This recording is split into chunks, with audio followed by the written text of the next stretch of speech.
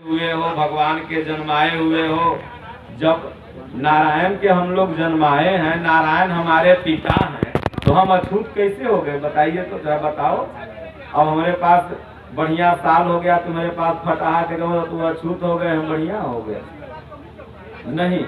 इसलिए चलते फिरते उठते बैठते नाम जपो, भोज भी चालू होगा। जेलर साहब तो नहीं आए, कहीं गल है का? लगता है कहीं पूजे पाठ में व्यस्त है ना, अभी तक नहीं खत्म हुआ ना। तो इसलिए और कुछ सुनाएंगे, छोड़ दें हैं? वो कहानी सुनाते का नेताजी लोग के भाषण उधर चला था बड़ी तेज से, धीरे धीरे बोलो नेताजी लोग। तो सुना देते हैं भाई। देखिए ये बहुत प्रेरणादायक कहानी है। एक यादव जी थे, रात में खा पी करके भैंस वैंस गाय योय अपना बांध होन करके और गए सोए, अपना सो गए। उसके बाद सुबह हुआ तो एक गाय मर गई, बांधले बांधे।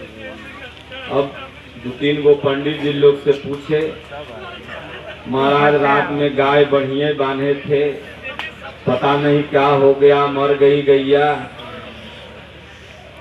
पंडित जी लोग कहे कि देख तुमको तो लग गया गौ हत्या। तो बोले गौ हत्या क्या होता है? बोले गाय को तुमने मार दिया। बोले मारा नहीं महाराज, हम तो चोकर चीनी भूसा दे के बढ़िया से खिला पिला के उसको बांध के रखे, हमने मारा थोड़ी। तो क्या नहीं तुमको गौ हत्या लग गया। चलो हमारे सीनियर आचार्य जी हैं, उनके पास लेके चलते हैं, वह बताएंगे इसका दोष मुक्त का साधन क्या है। तो सब लेके गए। तो पंडित जी सोचे कि आज तक यादव कभी दान उन्हें एक सिर दूधो नहीं दिया है पूर्णिमा एकादशी को, आज तो ग्यार में फंसा। आज 8 मन पीतल लिखा दो थरिया, चाहे 10 मन लिखा दो, आज तो देवे करी।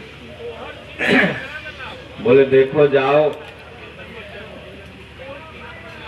प्रयागराज स्नान करो त्रिवेणी संगम में, उसके बाद घर में आओ और घर में आकर के अपन पत्नी को कह देना, बीच में अंगना में गोबर से लिखवा देगी, नाउन से चौका आटा का पुरवा देगी, और उसके बाद हम उसी में आएंगे, कथा बोलेंगे और तब फिर शुद्ध हो जाओगे। तो गया अपना प्रयागराज, बेचारा भोला भाला था, नहा के आया, घर में अंगना लिपा भी दिया। और उसके बाद लिपा उपा के जब खाली हुआ, गया पंडित जी को बुला के लाया। कंबल एक इधर बिछ गया, एक कंबल इधर बिछ गया, इस पर पंडित जी बैठ गए, इस पर यादव जी, इधर यादव की पत्नी। पंडित जी सोचे है भोला भाला, इसको कुछ पहले समझा दें, कहीं अगर दिमाग उखड़ गया तो कहीं लड़ाई न हो जाए इससे। कहें देखो भाई, हम जो कहेंगे वही तुम कहना और तीसरी कोई बात मत कहना। तो उसने कहा जी सरकार, अपने जो कहब वह हम करेंगे, तेसर कुछ नहीं करेंगे। तब पंडित जी निकाले, हाथ में नहीं पहनाते हैं इसे पैंत, कहे ले जजमान पैंत पहिर, तो वह कहे ले जजमान पैंत पहिर। पंडित जी कहे बड़ा पागल है साला, तो वो कहे बड़ा पागल है साला। उसने कि जो बोले थे वह हमको भी बोलना। पंडित जी कहे एक तड़ाका मारेंगे, कहे वो कहे एक तड़ाका मारेंगे। और पत्नी हाथ जोड़ के सुन रही है, बोली अब कथा तो नहीं लगा है, राव में जा रही है। पंडित जी कहे रे बड़ा पागला के फेरा में पड़ गया, वो कहे बड़ा पगला के फेरा में पड़ गया।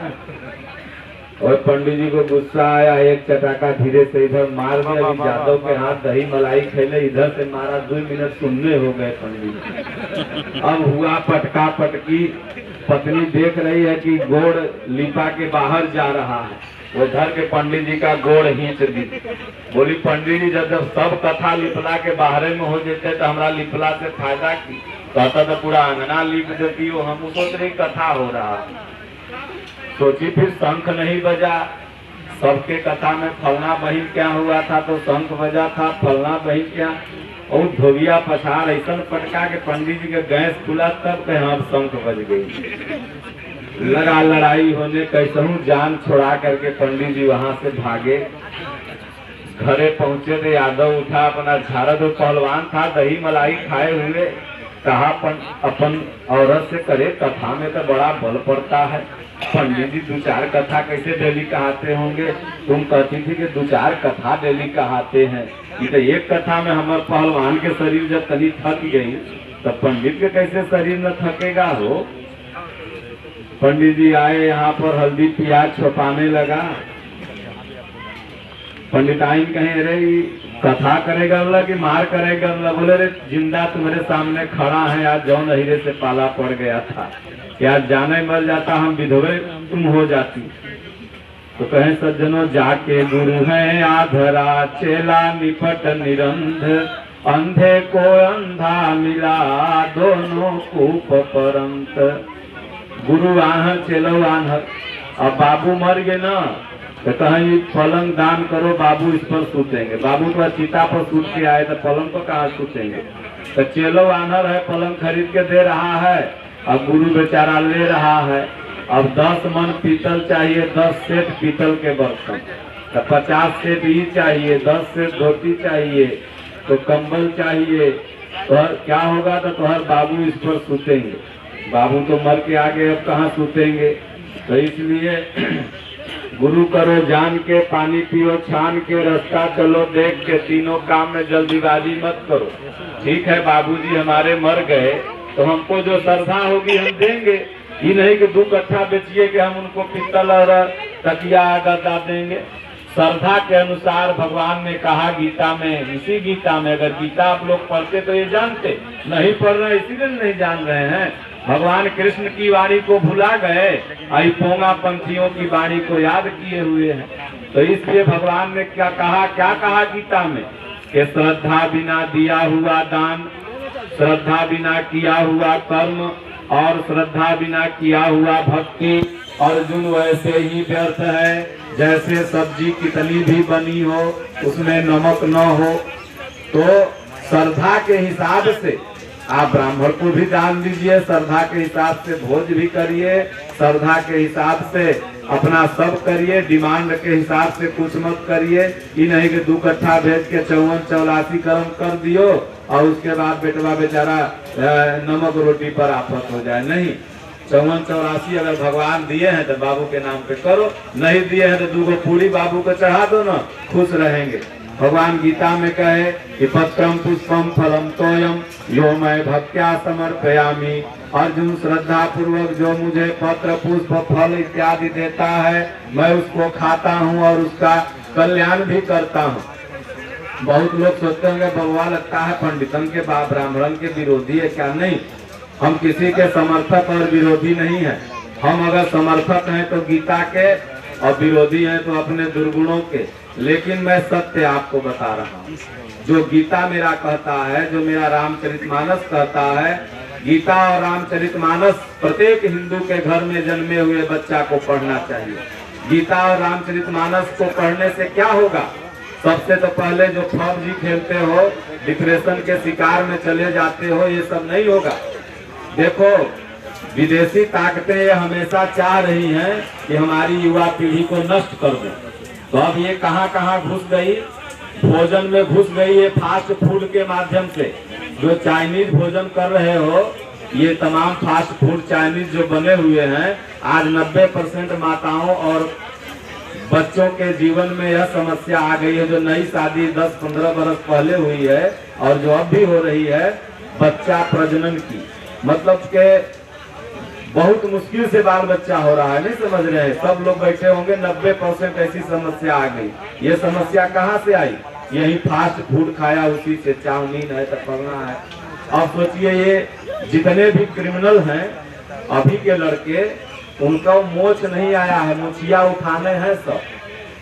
वो समस्या कहाँ से आई? तो PUBG से आई। PUBG क्या दिखाता है?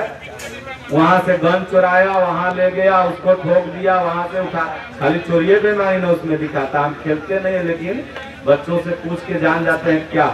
तो जब वो प्रैक्टिकल लाइफ में, इंजॉय लाइफ में उसको जिया, तो वही तो जब बड़ा हो जाएगा तो रियल लाइफ में करेगा। तमाम पेपर में आप लोग खबर सुने होंगे कि बेटा पबजी खेलता था, माता पिता मना किए तो गर्दन काट दिया, मर्डर कर दिया, मार दिया। तो ये सब समस्या जो है युवाओं में, ये दूसरी कंट्री डाल रहे, क्योंकि 80% 60 से 80 युवा है यहाँ भारत में। और आने वाला जो 20 बरस नहीं 10 बरस बाद वाला जो भारत होगा, तो मेहरारू किचन में पबजी खेलेगी और मर्दाना अपन बेडरूम में पबजी खेलेगा। और जब खाना मांगोगे कि लेट हो रहा है, ऑफिस जाना है, तो कहेगी पहले हमको टारगेट पूरा कर लेने दो तब खाना बनाएंगे, नहीं तो तुम चल दो। नहीं समझ रहे हो? यही आने वाला भारत हो जाएगा। क्योंकि आज जितनी भी शादी लव मैरिज कर रहा है लड़कियों सब, अब पबजी खेल के, गेम खेल के करता है। तो जब वो आएगी तो कहाँ तुम्हारे घर साफ करेगी? वो कहेगी निर्मलता तकने तो न जाना, लेकिन हम पबजी खेल नहीं हो। अगले तू कहे कपड़ा साफ करेला, फलना साफ करेला। इसलिए मेरे कहने का तात्पर्य है, कथा में इन सब बातों का औचित्य है। सिर्फ आया हरे राम हरे राम करके चला गया, छुआछूत फैला के चला गया, समाज को तोड़ के चला गया, युवाओं को कुछ सीख नहीं दिया, तो उसका नाम कथा है क्या? वो सब तो व्यर्थ है। इसलिए कथा वह है जिसको सुनने से तुम्हारी व्यथा मिट जाए, दुख मिट जाए। माता सीता को हनुमान जी ने कथा सुनाया था। कहाँ पर? अशोक वाटिया के पेड़ पर जब बैठल थे और माता सीता जी नीचे थी, तब ऊपर से जब रामचंद्र गुण बरनई लागा, असुनत ही सीता कर दुख भागा। तो भगवान का जब कथा सुनोगे ना, तब दुखवा भागेगा, और न तो दुखवा और पहाड़ बन करके आते जाएगा। इसलिए ओम का जाप करो। तभी भगवान VIP बना दिए तो ऐठ के नहीं जाओ। नहीं समझ रहे हो? भगवान 2 रुपया दे दिए, 4 रुपया दे दिए तो नारायणे दिए हैं, और वो चाहेंगे तो ले लेंगे। एगो बीमारी आएगी तो घटक के चल जाएगा। इसलिए प्रभु के सामने सदैव भक्त बन के रहो, दास बन के रहो, उनका नाम जपो, और वो कल्याण करेंगे। और वो कहीं बाहर नहीं रहते हैं, हृदय में रहते हैं। यहाँ कोई ऊंच नहीं, कोई नीच नहीं, कोई छोट नहीं, कोई बड़ नहीं, सब बराबर है, सब बराबर। जितना भगवान का जन्माया है सब बराबर है। इसलिए गीता पढ़ो, भगवान कृष्ण की वाणी घर घर जाए। पंडित लोग कितनों मना करें कि जजमान गीता मरला के बाद पढ़ो सुनल जाए, तो उनकी बात मत मानो। जब आदमी जिंदा रहता है तो कहेगा कि खेती सत्य है, बेटवा सत्य है, और जब मर जाएगा तो क्या कहेगा? राम नाम सत्य है, राम नाम सत्य है। जब मर जाएगा तो कहेगा राम नाम सत्य है। और जब तक जिंदा रहा तो कहा पीरों में 2 कट्ठा ले लो, 2 कट्ठा पटना में ले लो, यह सत्य है। नहीं समझे? 2 कट्ठा दिल्लियों में ले लो, ये सत्य है। और जब जिन मर जाएगा तब क्या कहेगा? वह गोतिया नैया सबका कहेगा राम नाम सत्य है। अरे ससुरा जिंदे में कह देता कि राम नाम सत्य है, तो 2-4 बार बेचारा रामों के नाम ले लेता। हम बात करते हैं खर्रा गोली चले चाहे छर्रा, सही बात हमको बोलना है।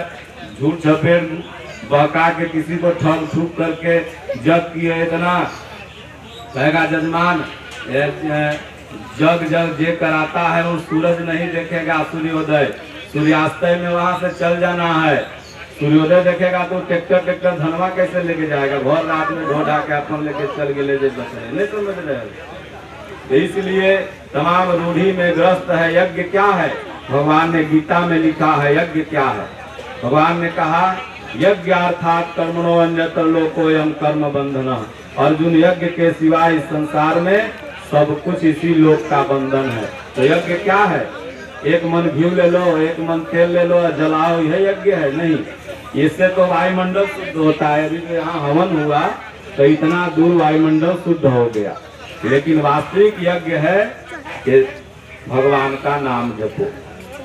श्वास आई तो राम, गई तो राम। ओम, ये 2 मंत्र है। गोस्वामी जी ने कहा राम सकल नामंते अधिका, ओम नाथ गणबधिका।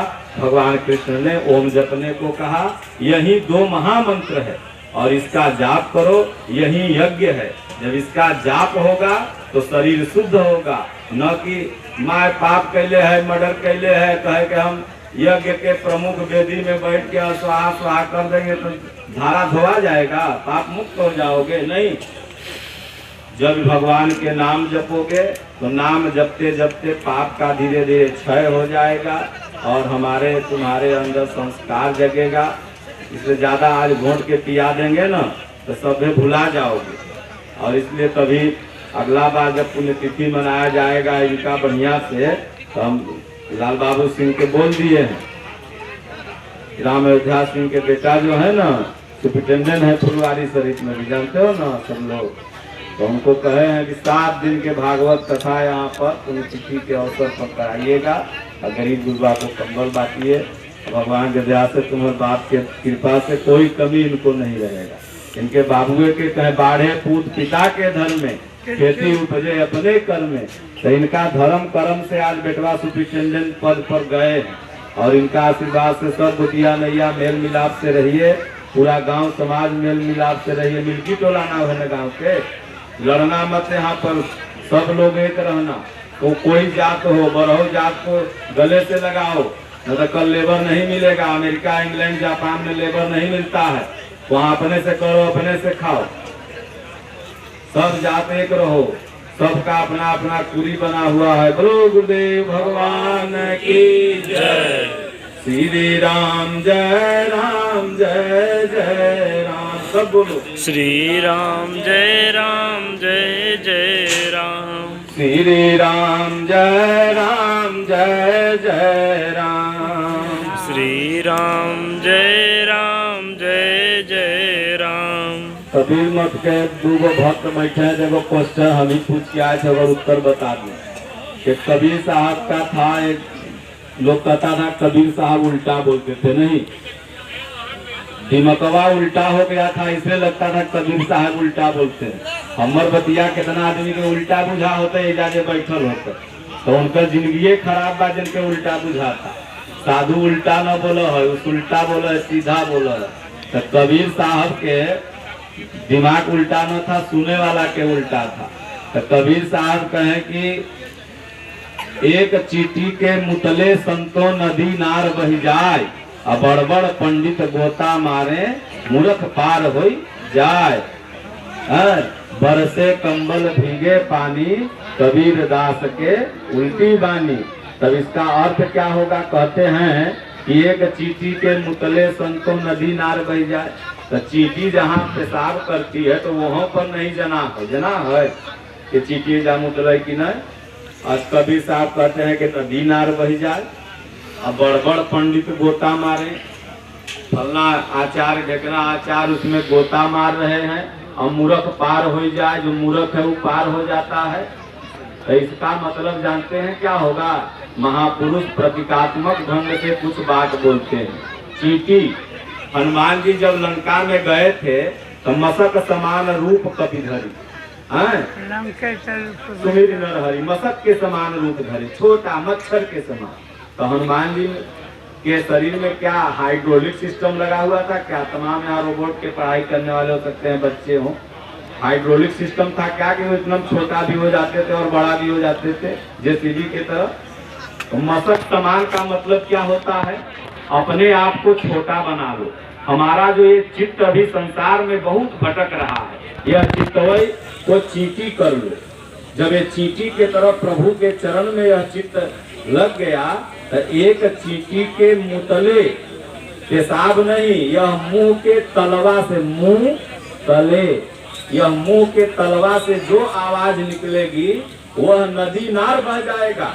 आज कबीर साहब के वाणी को ले लेकर के तमाम संगोष्ठी होती है, तमाम विचार उस पर होता है कि भाई इसका क्या मतलब होगा, इसका क्या मतलब होगा। नदी नार बह गया है।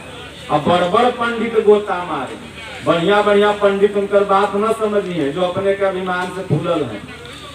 मूर्ख पार हो जाए, समझेंगे कौन?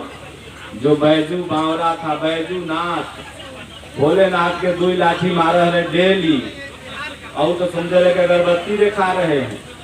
एक दिन बेचारा भुला गए, खाना खाए गए, ऐसे उठा रहे, आज तो पूजा नहीं की। तो लाठी उठाया, जहाँ उठाया मारेगा तहाँ भोलेनाथ प्रकट हो। क्या चाहिए बेटा?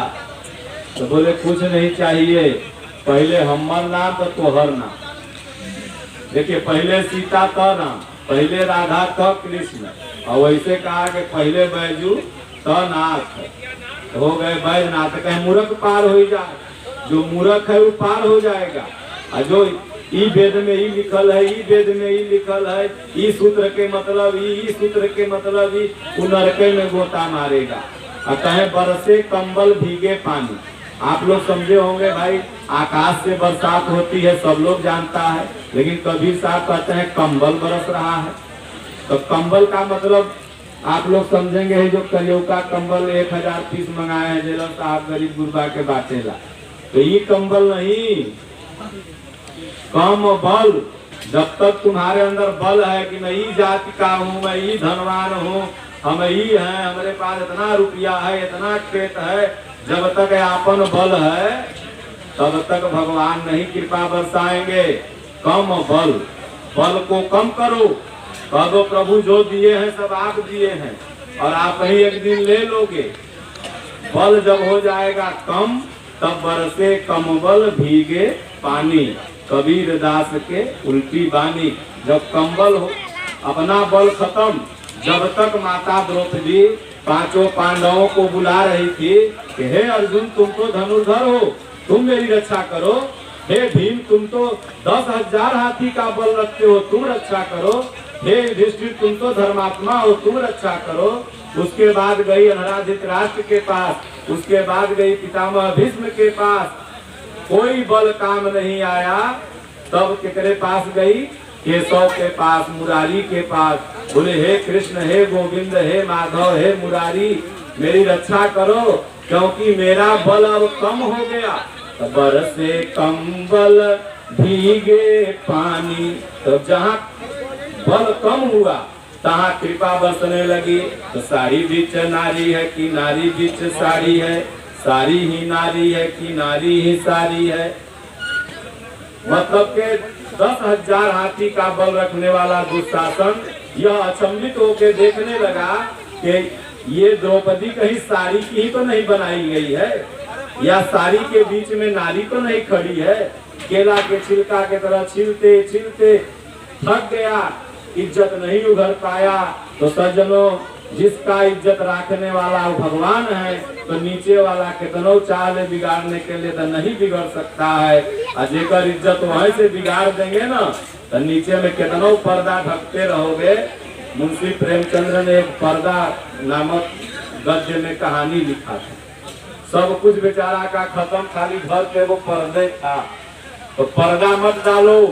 कबीर साहब ने कहा घूंघट के पट खोलरी, तोहे पिया मिलेंगे। रंग महल में दीप जला के आसन से मत डोलरी, तोहे पिया मिलेंगे। घट घट रमता राम रमैया, कटुक बचन मत बोलरी, तोहे पिया मिलेंगे। इसलिए पर्दा जो भ्रांति का, ज्ञान का, पाप का हमारे आपके सबके दिल में लग गया है, इसको खोल दो और तब पिया मिलेंगे। तो पिया कहीं बाहर नहीं रहते, यह दिलवे में है। कहें कि सबके पिया परदेश बसत हैं, लिख लिख भेजत पाती। और माता मीरा ने कहा मोरे पिया मोरे हृदय में बसत हैं, नहीं कहूँ आती जाती। इसलिए सज्जनों, भगवान पिया परमात्मा हृदय में है, भजन करो, ओम का जाप करो, कल्याण हो जाएगा। बोलो भगवान की जय।